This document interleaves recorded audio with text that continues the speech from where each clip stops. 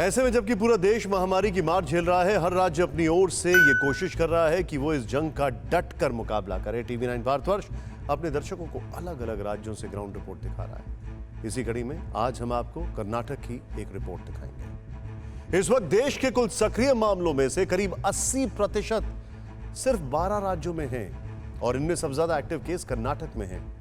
वहां इस समय करीब 6 लाख सक्रिय मामले, यानी कर्नाटक ने महाराष्ट्र को पीछे छोड़ दिया है, जहां इस वक्त 5,35,000 एक्टिव केसेस हैं। इसी तरह कर्नाटक में 24 घंटे के अंदर कोरोना के करीब 42,000 से ज्यादा मामले सामने आ चुके हैं, जबकि वहां पिछले 24 घंटे में 373 लोगों की मौत हो गई है।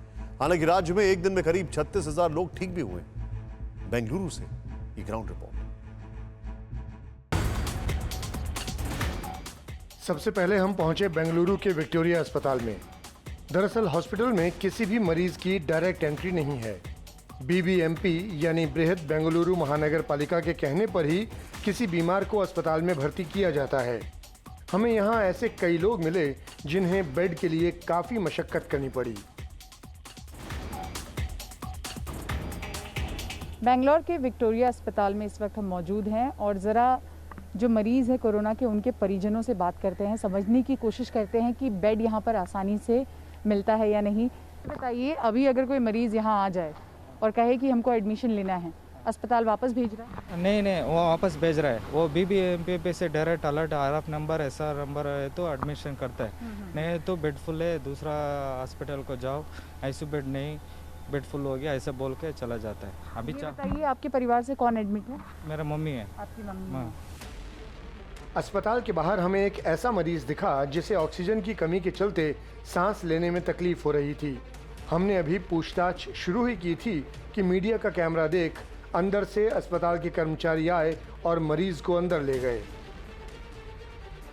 बेंगलोर के विक्टोरिया अस्पताल में इस वक्त हमें तस्वीरें आपको दिखा रहे हैं कि देखिए, ये एक मरीज़ है, कोरोना की मरीज़ है, ऑक्सीजन की दिक्कत हो रही है और अब इनको शिफ्ट किया जा रहा है। जब यहाँ अस्पताल पर पहुँची थी तो हमने देखा कि काफ़ी समय लगा इनको एडमिट करने के लिए और जैसे ही यहाँ पर अस्पताल के कर्मियों ने देखा कि कैमरा बाहर हैं तो तुरंत इस परिवार की मदद के लिए बाहर आए और देखिए अब इनको जाके एडमिशन दिया जा रहा है। तो ये हाल इस वक्त बेंगलोर के अस्पतालों का है।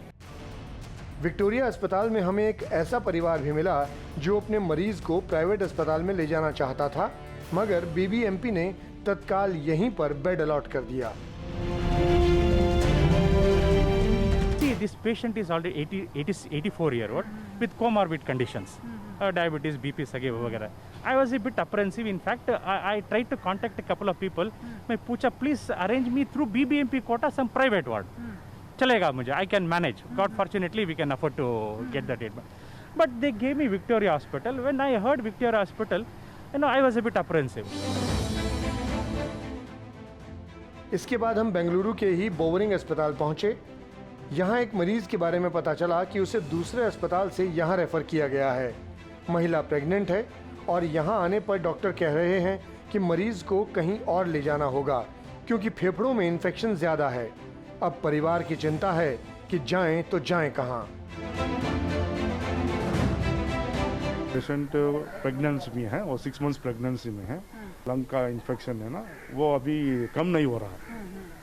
तो ये क्या बोल रहे हैं, नेक्स्ट स्टेप वो दूसरा ट्रीटमेंट करेंगे। वो क्या बोल रहे थे, वेंटिलेटर में डाल के वो जो पाइप से करना पड़ेगा ट्रीटमेंट, ऐसे बोल रहे थे। तो अभी अस्पताल ने ये कहा है कि मतलब अभी यहाँ रख सकते हैं, कहीं और ले जाना पड़ता है? वो 50-50% में वो डॉक्टर बोल रहे हैं। आप जो बेटर हॉस्पिटल ट्रीटमेंट चाहिए तो बेटर हॉस्पिटल मिल गया तो आप ले सकते हैं। बोवरिंग अस्पताल में वैक्सीनेशन भी हो रहा है। हालांकि पहुंचने पर पता चला कि फिलहाल 18 से 44 साल वालों का टीकाकरण रोक दिया गया है। बेंगलोर में केवल बेड्स की ही कमी नहीं है, बल्कि वैक्सीनेशन भी यहाँ पर बड़ी धीमी गति से चल रहा है। वैक्सीन की भी कमी है। तस्वीरें आपको सीधे हम दिखाते हैं बोरिंग अस्पताल की। देखिए, ये उनका वैक्सीनेशन सेंटर है और यहाँ पर वैक्सीनेशन सेंटर के बाहर जहाँ लोगों की लंबी कतारें होनी चाहिए थी, वहाँ पर 2 अलग अलग बोर्ड चस्पे हैं। सबसे पहला बोर्ड हम आपको दिखाते हैं। आज से बेंगलोर में 18+ वालों के लिए वैक्सीनेशन रोक दिया गया है। बोर्ड लगा दिया गया है, नो वैक्सीनेशन फॉर 18+।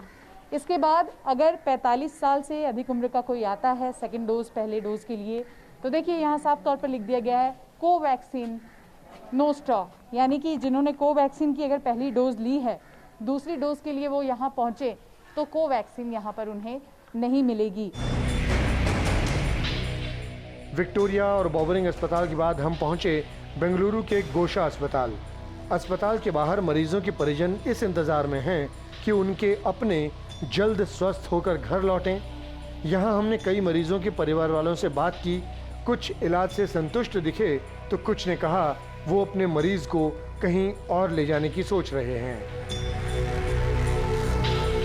आप लोग यहाँ से हटा रहे हैं उनको, हाँ, अभी डिस्चार्ज करना डॉक्टर के पास जाता है। अभी क्यों हटा रहे हैं?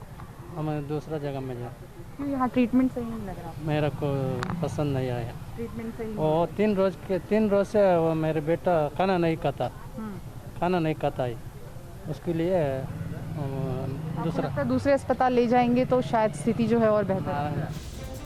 दरअसल कर्नाटक में कोरोना का संक्रमण बहुत तेजी से फैला है और देखते ही देखते यहाँ पर हो रहे संक्रमण ने महाराष्ट्र को भी पीछे छोड़ दिया है। ये हालात बता रहे हैं कि जरा सी भी असावधानी कितनी भारी पड़ रही है। अड़ी सोमवार से शुक्रवार शाम 6 बजे सिर्फ TV9 भारतवर्ष पर।